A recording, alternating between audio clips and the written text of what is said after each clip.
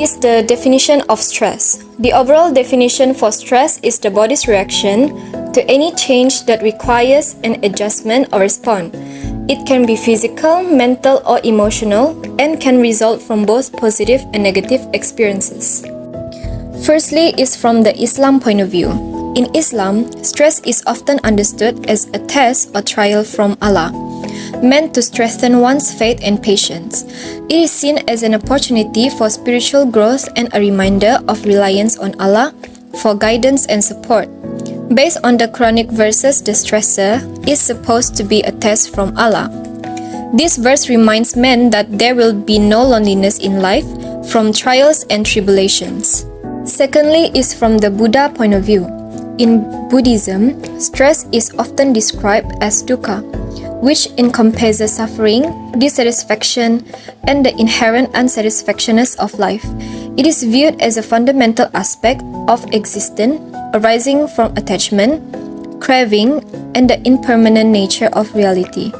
The goal in Buddhism is to transcend dukkha through enlightenment and the cessation of craving and attachment.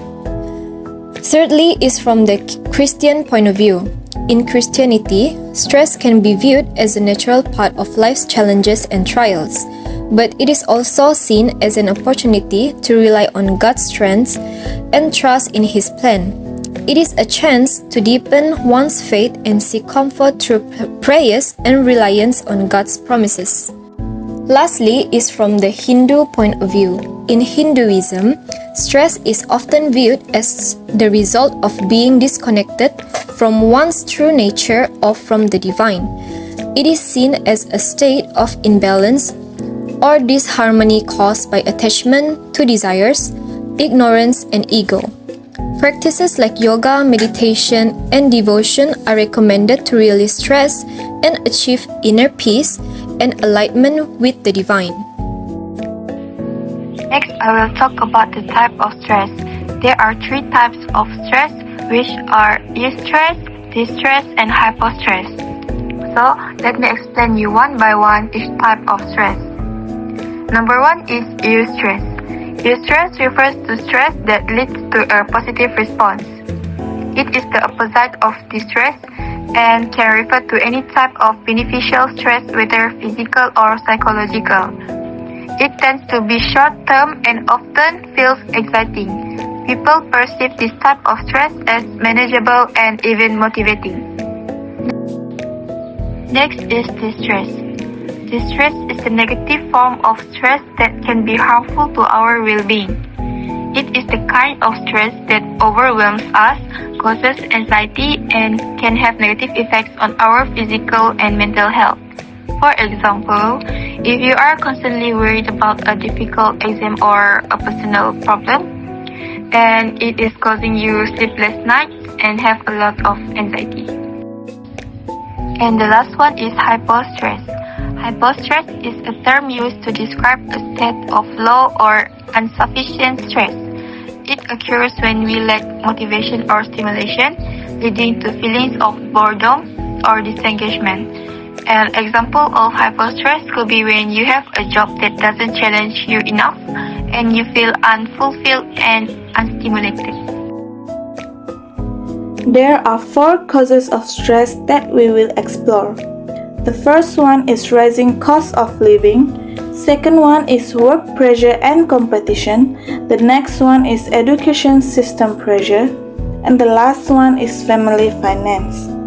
The data shows the Southeast Asia countries' stress level for the year 2022.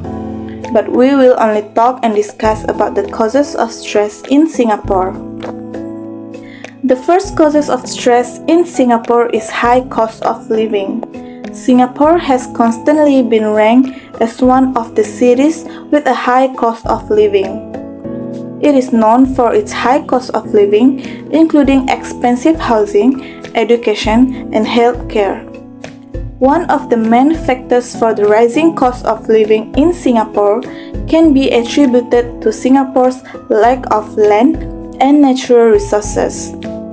This has led Singapore's dependency on other countries for supplying natural resources and on foreign labor workers to build our skyscrapers to accommodate a growing population in Singapore.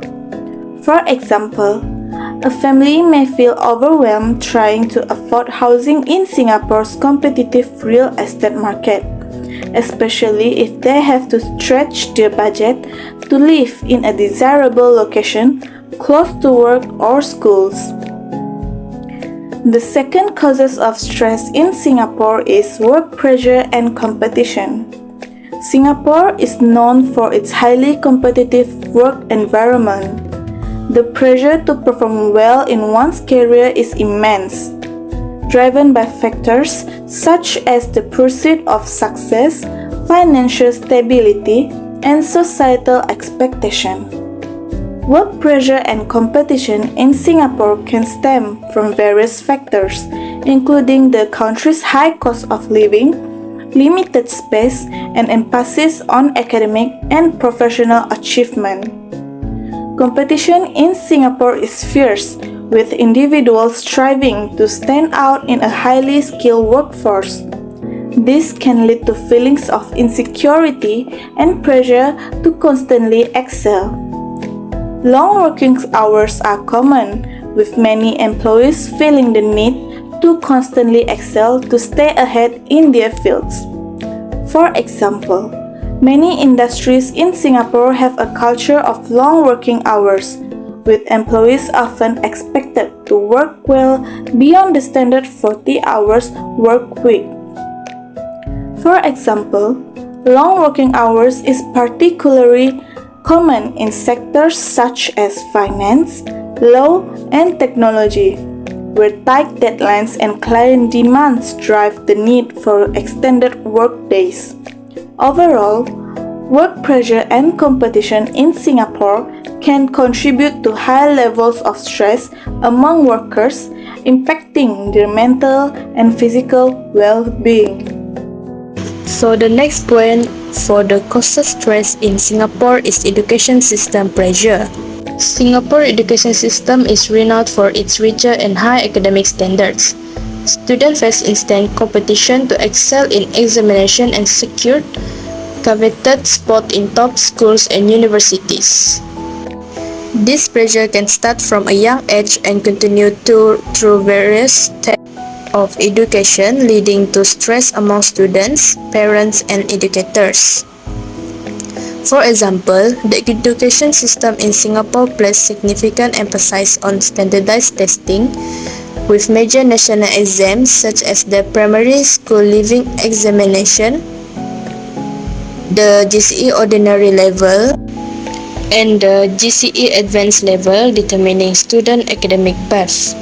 The result of this exam can have a profound impact on student future opportunities, including admission to prestigious schools, universities, and scholarships programs. The pressure to excel in this exam is immense, as they are perceived as critical milestones in a student academic journey. Last point is family finance. Low-income households with unstable or indicate income struggle with their finance. Unexpected crises such as retrenchment or sudden illness could upend the family financial situation overnight. In particular, the elderly, those with chronic health issue, or those with multiple dependents are at greater risk of financial distress. Households in the lowest 20% of income group were the only group whose income growth was lower than their expenditure. Many also find themselves in chronic debt, which further creates psychological burden. Some struggle with family members with unhealthy spending habits, which hinder in the financially strapped family to better direct their finances on unmet needs. All these factors make it difficult for low-income households to make better financial decisions on a day-to-day basis to get out of poverty. Ongoing financial distress further spill over to feelings of control, anxiety, and other mental health conditions. The way to deal with stress is to know the causes of stress and create an appropriate plan to overcome it. To overcome high cost of living in Singapore, we can create a budget to manage expenses effectively. We can save our money by cooking at home instead of eating out frequently, using public transport, and taking advantage of discount and promotion. Secondly, competitive work environment. We should focus on continuous self-improvement and skill development by setting clear goals and break them down into manageable steps and build a strong professional network. We also need to maintain a healthy work-life balance by setting boundaries with the coworkers. Lastly, pressure to succeed academically. We need to adopt a balanced approach to achievement. In addition, cultivate resilience by embracing failure as a learning opportunity and reorganizing setback as a stepping stone toward growth. Remember that success is a journey and it's important to celebrate progress and achievement along the way.